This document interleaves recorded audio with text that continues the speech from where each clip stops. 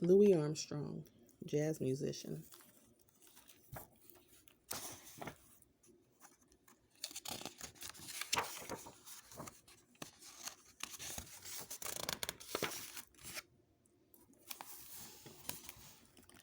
Off to a bad start. In 1900, New Orleans, Louisiana was a busy city. One of the places people liked to go for a good time was Black Storyville. Black Storyville had lots of bars and dance halls. There were lots of fights. This is where Louis Armstrong was born on July 4th, 1900. Louis's family was very poor. They lived in a one-room shack. His mother, Mary Ann, did different jobs. Grandmama Josephine took care of Louis and his little sister, Mama Lucy. His father was not around very much. Black Storyville was full of crime, but something very special was happening there. A new kind of music was being played. It was called jazz. Louis loved the sound of Storyville jazz. It was a part of him. No other music was like jazz. It was special. Grandma Josephine took Louis and his sister to church almost every Sunday. Louis enjoyed singing the old spirituals. Those old songs were special to him, too. Louis hated school and wouldn't go. Instead, he sold papers on the street. He used the money to help buy food for his family. "You're going to end up in trouble," Grandma Josephine always warned Louis, and she was right.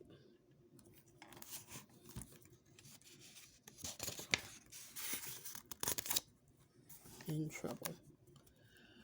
Louis and three of his friends started a singing group.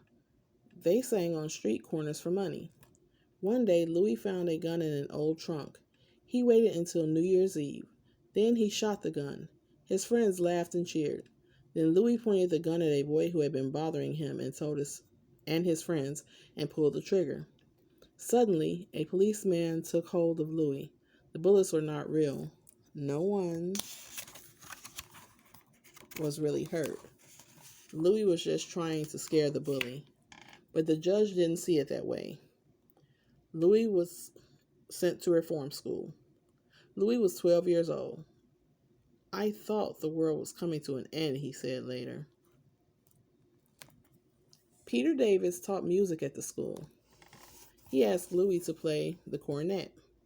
Louis joined the brass band. By the end of the year, he was leading the band.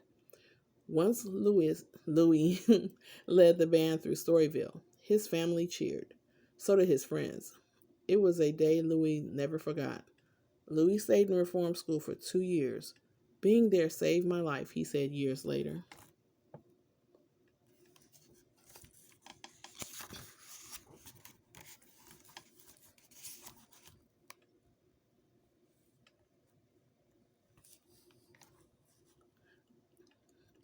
Louis was sent to live with his father, but before long, he was back with Grandmama Josephine in Black Storyville. He took a job selling papers. With his first check, he bought a horn.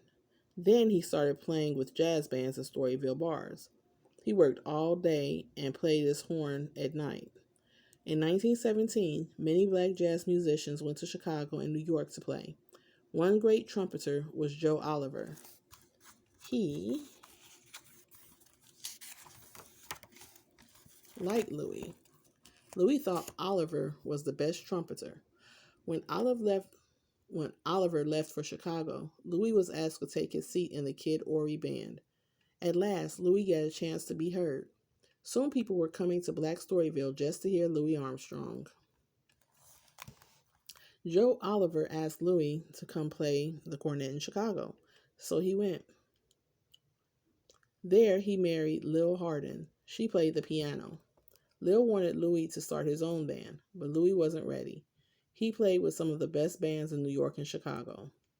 In the 1920s, everyone was talking about jazz, and more jazz.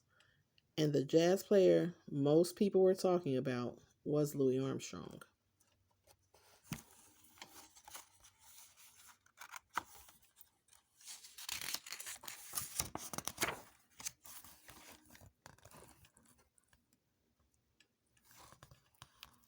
For many years, Louis played the cornet.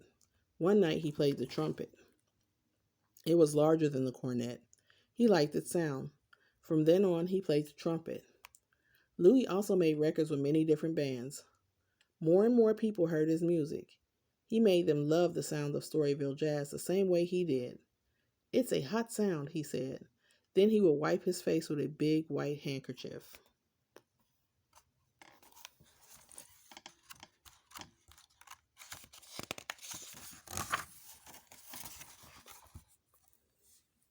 At last, Louis started his own band.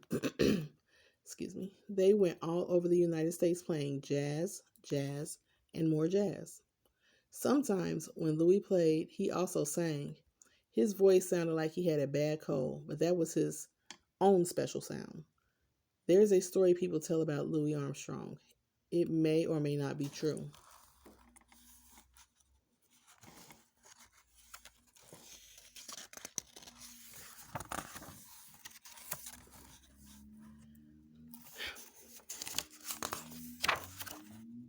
Oh, it is. Skip some words. It is said that one night he was singing and forgot the words, so he made trumpet sounds with his voice. Do skid that do. That way of singing is called scatting, not the way I do it. And at the end of a song, Louis always sang, "Oh yeah."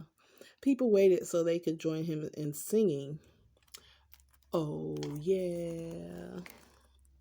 Doesn't sound like how I said it, but yeah.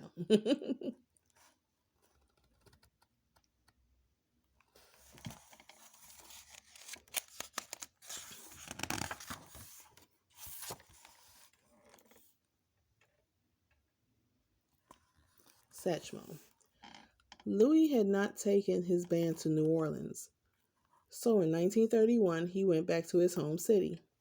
His mother, Mary Ann, died in 1927, but the rest of his family came to hear his band play. Some people in the South thought black and white musicians should not play together in the same band. Louis thought differently. His band had members of different races, so Louis and his band were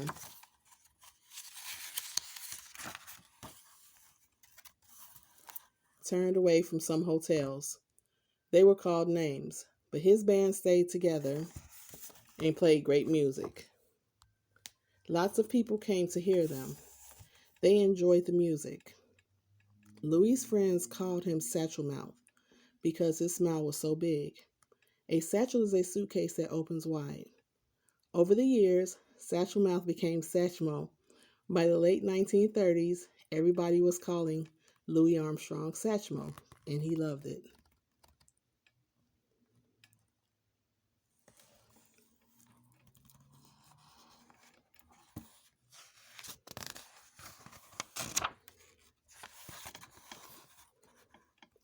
Louis and Lil were no longer together.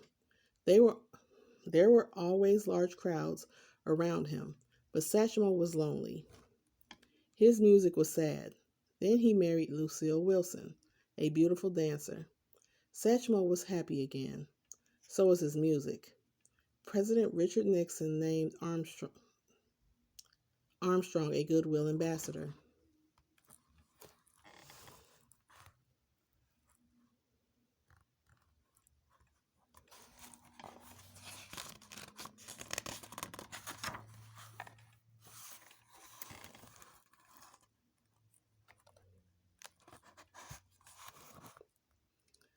Louis went all over the world playing music and making friends.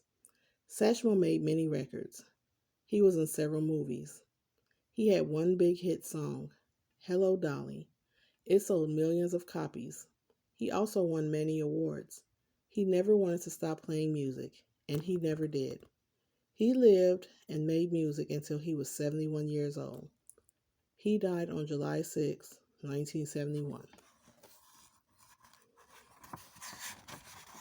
The end.